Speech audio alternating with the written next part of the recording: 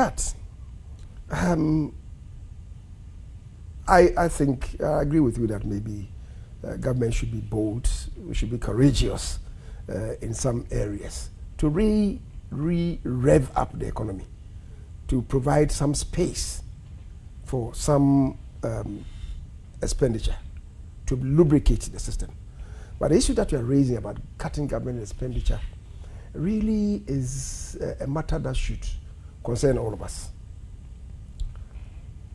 Government payroll, people in civil service, public service. How much are we spending as a nation on them? Is it justifiable? As we see in the budget every year. You go to La Côte d'Ivoire, right? People in public service less than 200,000. Here in Ghana, we are over 700,000. Do we justify it? How do we justify it? But the very genesis of our national development. Remember, whereas Kofi Boigny at Independence was talking about letting private sector lead economic growth, ours was premised more or less on a socialist system, which is why we had a very big public service.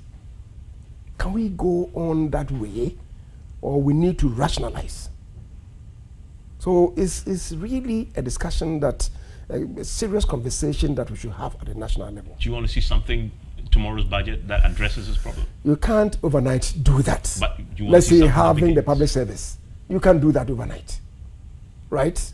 And if you have to do that with significant cuts, we must have a think through relocating them. What kind of compensation are you going to provide? It's going to be huge. You believe the public sector is bloated? I think that we have, I wouldn't want to use the word bloated, but is overly large. Okay. And we large in numbers, but also numbers. taking a significant toll on our revenues that we generate. If it's large in numbers, certainly it has a commensurate. But they will argue that there's a justification for the number and what they Nobody is saying that it's not justified. But that's why we're talking about rationalization. Let's rationalize as a country.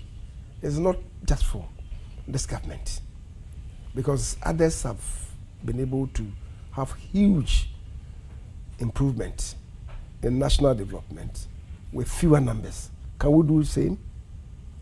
Or let's ensure that everybody at this stage of our national development, as many as possible, have employment. In that case, what happens to the wage levels, right? Because people will have to be provided with living salaries, not just existential salaries. What do we do going forward? It's a huge conversation that we should have as a nation.